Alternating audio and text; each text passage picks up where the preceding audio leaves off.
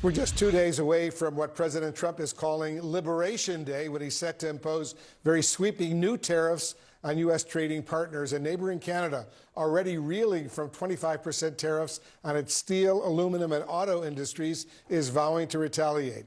Joining us now is Andrew Furey, the Premier of the Canadian province of Newfoundland and Labrador. Premier, thank you so much for joining us. First of all, how would you like to see Canada respond to yet another round of Trump tariffs? Well, I think it's important, Wolf, for people and your viewers to understand that Canadians never asked for any of this. We're left often confused, frustrated at times, angered and upset by this round of tariffs. And Canadians, by and large, understand that tariffs are not going to win on the northern border. They're not going to win south of the border. It's going to be a loss-loss situation. So we're very frustrated, very concerned from a macroeconomic perspective, but also from a microeconomic perspective as well. We see this as being and will be incredibly punitive to consumers on both sides of the border. Again, setting up a lose-lose situation. So Canadians are frustrated, they're concerned, but they will be responsive. And I do believe the conversations I've had with the Prime Minister and the United Team Canada front has been strong and firm in recognizing that we do have a position of strength. The economies are integrated for a reason, and it's not just geographic adjacency, it's the shared resources. Canada is plentiful and bountiful in natural resources that can provide the United States manufacturing jobs. It can grow their economy, it can grow our economy jointly together. That's why it's worked so well for so long. But make no mistake, we will be proportional, and we'll be responsible, and we'll be Canadian in our response. Yes, Canada's new Prime Minister, as you know, Premier, we're talking about Mark Carney, has blasted the Trump tariffs in very blunt words, saying the close ties between the two countries, in his words, are over. Listen and watch this. The old relationship we had with the United States, based on deepening integration of our economies and tight security and military cooperation, is over. Do you see the relationship between the U.S. and Canada permanently altered? I ask the question because for me, it's really hard to believe how U.S.-Canadian relations have deteriorated. These were the two closest of allies, and now all of a sudden we hear words like this, strong words like this from the new Prime Minister. So first of all, let me say that Canadians are unpackaging this tariff war in two ways. First of all, there's the economic fiscal issues with respect to tariffs, and albeit I believe that to be illogical. But then there is the blunt language from the President of the United States with respect to our sovereignty, our independence. Canada wants to work with the United States, but we do not want our independence, our sovereignty, our values, our Canadian way of life attacked in any way, shape, or form. And we feel threatened by an imperialistic, expansive agenda by the President of the United States. That said, Wolf, we recognize that this is not every American. In fact, it's likely only a handful of Americans who hold this view. And Canadians are mature enough, they're understanding enough to realize that while we have to steal a hockey analogy, we have to have our elbows up right now in the corners, that hopefully this game and this period will pass and we can rebuild a constructive relationship. I was very encouraged for the first time since the president was elected, to hear him refer to our Prime Minister, regardless of political stripe, our Prime Minister, our sovereign head of our country, as Prime Minister once again. Since December, he's been referring to that position and that person as governor. And that is insulting and offensive to Canadians. Governor, because he pretends that Canada is going to be the 51st state of the United States. He used to call Prime Minister Trudeau governor, governor, governor, not premier or prime minister. It's really very, very insulting to Canada indeed. How are Canadians reacting on a personal level to these kinds of comments? So it's incredibly hurtful. I can speak personally, as a father and who married an American. For me, this is actually very personal. I did some of my surgical training in Baltimore, Maryland. My daughter was born in Baltimore. She's a natural citizen. She could be President of the United States someday. Obviously, I married an American. All my children are dual citizens. So it's confusing and hurtful for me as an individual, but Canadians at large are incredibly offended. There is a moment of national unity and pride in the country of Canada that I have not seen in my entire life. And I do think that we are worried about the rhetoric from the President of the United States. But make no mistake, the sovereignty of our independent, proud nation will never be jeopardized.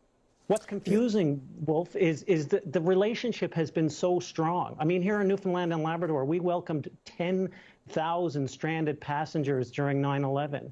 We've fought side by side in 2 world wars in Korea and Afghanistan, and would continue to kind of grow that relationship because it's built on shared values of democracy, of freedom, of independence, and of justice. And to see that being eroded is very troublesome to Canadians. Yeah. I've always considered Canada to be America's #1 closest NATO ally, and to see this relationship deteriorate as it has over these past few months is really depressing. And as a young boy growing up in Buffalo in Western New York on the border with Canada, I used to go to a lot of Buffalo Sabres hockey games, and before all of the games, not only did they play the U.S. national anthem, they played "O Canada," because almost all of the hockey players were Canadians. And I used to wonder, why are they playing "O Canada" in the United States? And that's what my dad and my friends always explained to me. Canada's a separate country, but so many of the players are Canadians, and we have to honor them. It was just something I grew up with in Buffalo. Yeah. It's the most important relationship in the world. It's an example how neighbors can work together, and that doesn't exist throughout the geopolitical context.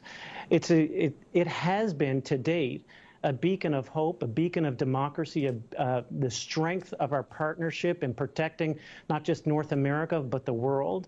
And I have to believe, Wolf, that we will get through this. And while Canadians are angered and offended, particularly by the attack on our sovereignty, confused and frustrated by the economic issues, but more concerned and by the attack on our independence, I have to believe that once this rhetoric settles, and once rational, logical, mature heads prevail, that the strong historic friendship between the United States and Canada can not only be resolved, but be strengthened.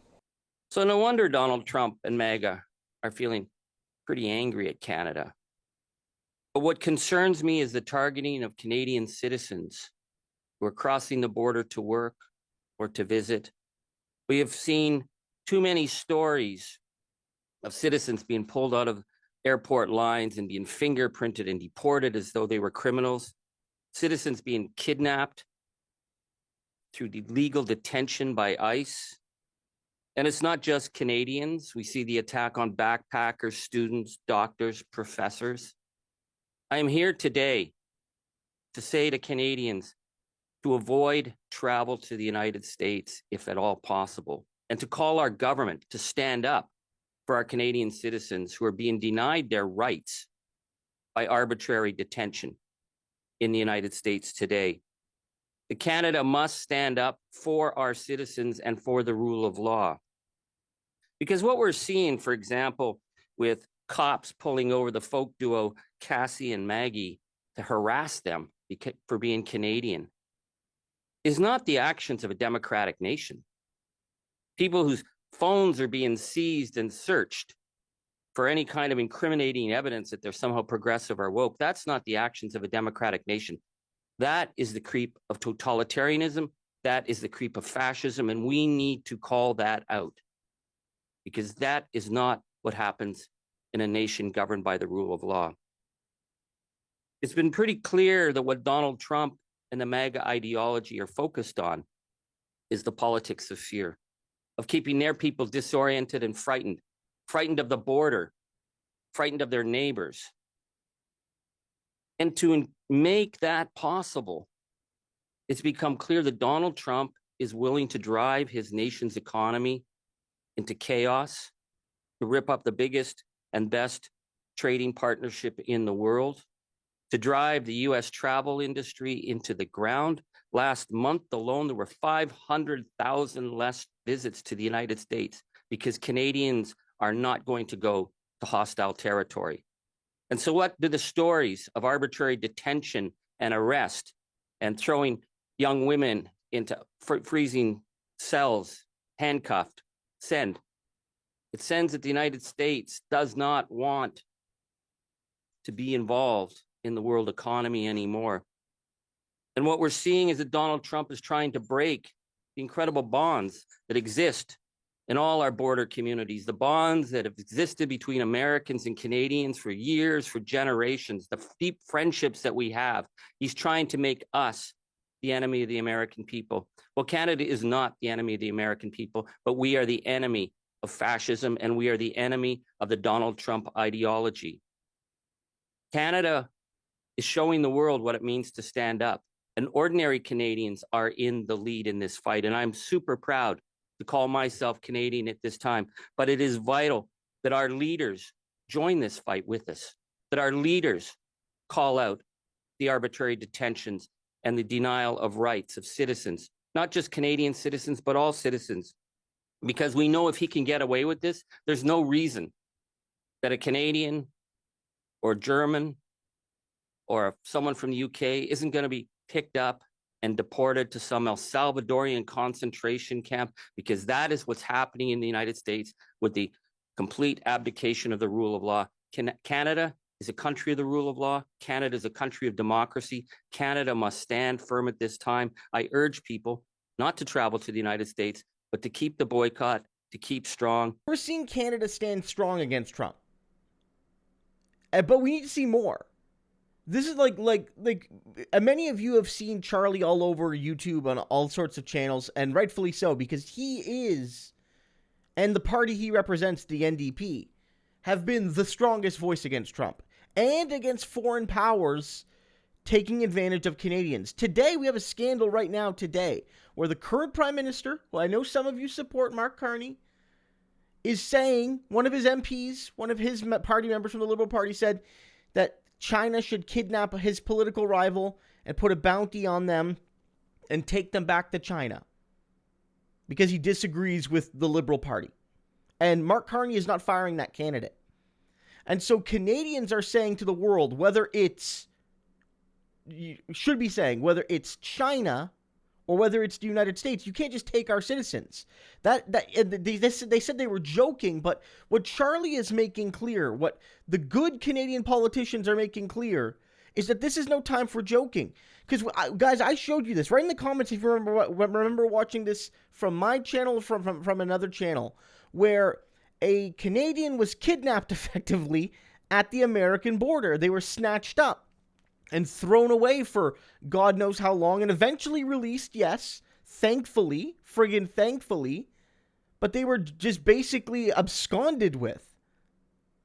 And so Canada needs to stand strong. But the one thing I'll say is this: despite some errors by Prime Minister Carney and weaknesses by Maple MAGA Pierre Poilievre, Canada is standing strong, and America is dividing itself, because what Trump is effectively saying to people, we'll talk about this later, is that he literally doesn't care if working and middle-class Americans suffer because of his tariffs. Well, I can tell you one thing. I do care about the regular working-class and middle-class Americans, and that's why we're fighting on both sides of the border to stop Trump.